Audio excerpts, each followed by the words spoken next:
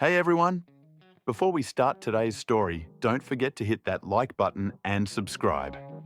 It really helps the channel grow and keeps these automotive legends alive. Now, buckle up. Today, we're continuing the incredible and tragic story of Preston Tucker, a man whose dream could have changed the American auto industry forever, if only Detroit had let him. Killers of Tucker Corporation were the giant automobile corporations of Detroit, Ford, General Motors, and Chrysler, unwilling to lose profits because of the appearance of a new car that was far ahead of their products in every respect.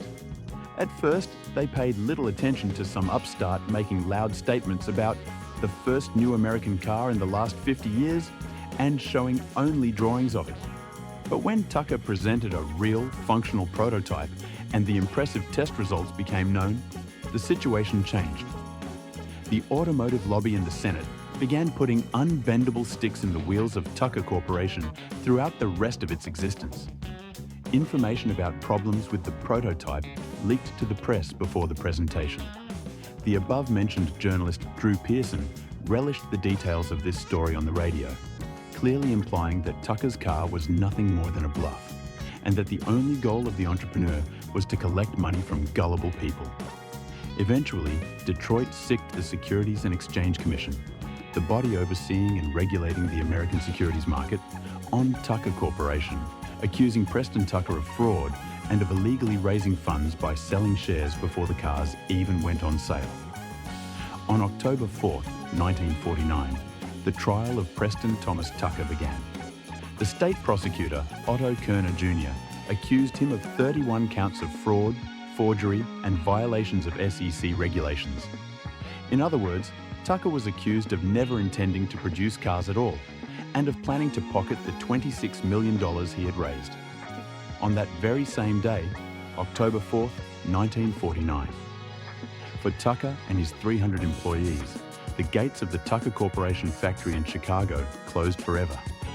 The trial of Preston Tucker lasted a long 4 months, but prosecutor Kerner, allegedly bought out completely by Detroit's industrial tycoons, failed to convince the jury of his guilt.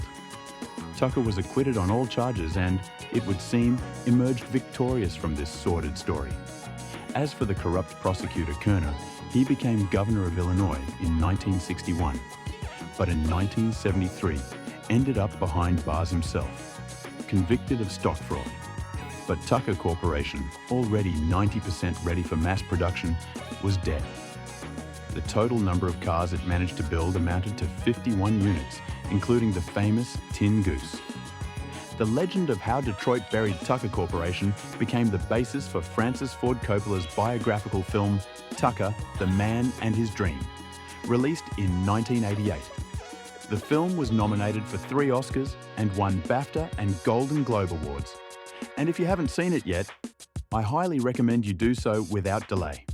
The release of the film sparked an incredible surge of interest in the 47 surviving Tucker 48 cars, whose auction prices began to rise steadily year after year. Coppola's movie ends on a positive and highly optimistic note. Tucker leaves the courtroom as a winner. He has defended his position and proven to himself and the entire world that even the immense power of corporate money cannot bury the American dream.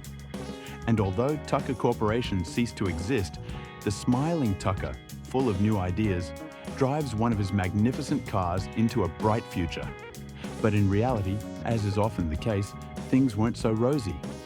The reputation and financial situation of Preston Tucker were irreparably damaged. The press continued to hound him for a long time, and as a result, he was forced to move to Brazil, where he began work on a new car, the Tucker Carioca. A sketch of it was first published in the US in December 1955 on the cover of Car Life magazine. The Carioca project received support from Brazil's newly elected president in January 1956, and it's quite possible it might have succeeded.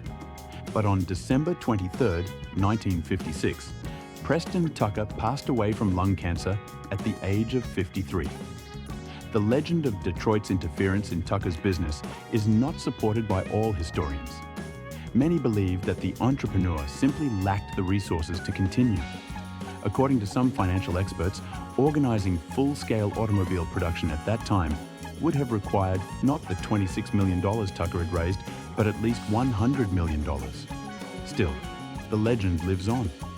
In 1999, Preston Thomas Tucker was inducted into the Automotive Hall of Fame, and in 2014, the Tucker 48 prototype, known as the Tin Goose, was added to the US National Historic Register. By the mid-2000s, prices for surviving Tucker 48 cars had reached six figures, and the best examples were selling for more than $1.5 million. The most expensive Tucker ever sold reached $2,915,000 in 2012.